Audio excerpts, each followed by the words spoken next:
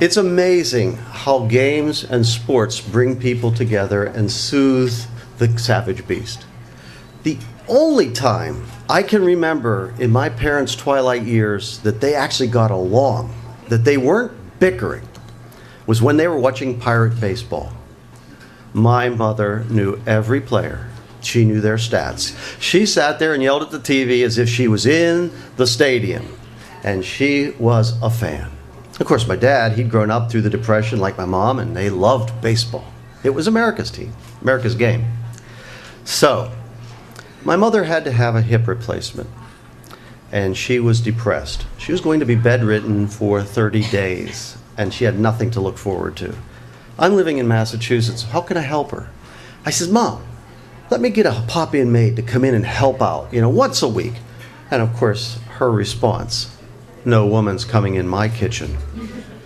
Well, what am I going to do? I got to be creative. I'm here, she's there, I can't do anything right away. I thought, if I got them tickets to a game, they'd have something to look forward to. But Depression-era parents, keep your money, save it for yourself. They will never let their children help them. I had to find somebody who they could not say no to. I did not know his name, but I wrote the Pittsburgh Press. Actually, I called them. I says, who's the coach of the Pirates? They said, some guy named Jim Leland. I says, cool. And I got the address of the Pirates, and I wrote him a letter. I told him that my mother was taking care of a cerebral palsy child, her aunt who'd had a stroke, my father had had a triple bypass, and she was having a hip replacement, all in one house. I poured it on. It was true, but I told the story. And I sent the letter. A week later, I get a phone call. I'd totally forgotten about it. Some guy with his gravelly voice. I says, I'm sorry, sir. What supplier are you with? He says, this is Jim Leland with the Pittsburgh Pirates. My heart was in my throat. I didn't know how to talk. I says, hi, thinking that was a really clever response. And I said, how you doing? And he says, I'm fine. You would like me to invite your mother to a game? I says, I most certainly would.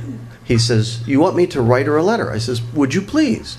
And he says, how about if I call her? Well, instantly I know he doesn't like to write letters, but I'm thinking, yeah, that's really cool.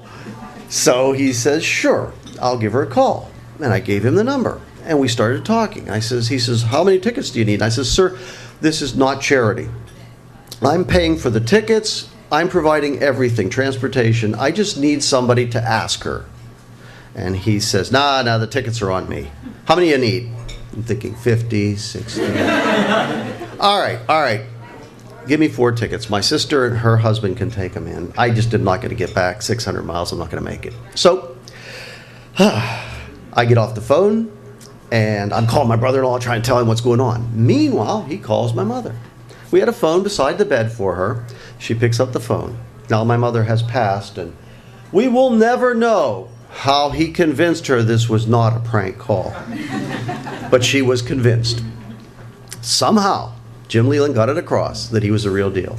He says, Louise, I hear you're a great Pirate fan. She says, I am. I know all the players' stats and everything. And he says, well, I'd like to invite you to a game. I can't come to a game. I just had a hip replacement. He says, I know. How do you know? Your son told me. Now she's on the program. Everything's cool. And so he says, look, here's what'll happen. You call this phone number in a month, and there'll be 4 tickets waiting for you.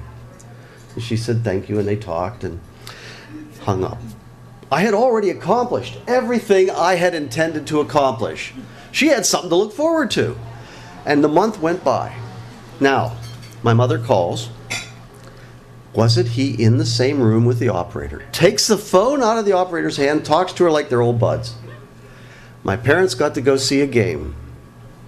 On a Sunday, they sat 3 rows behind home plate on the day they clinched the division. Cost me 32 cents. Now, this story had become legend in the Senior Citizen Center because I didn't want the Pirates overwhelmed with hard luck stories. But it did get around.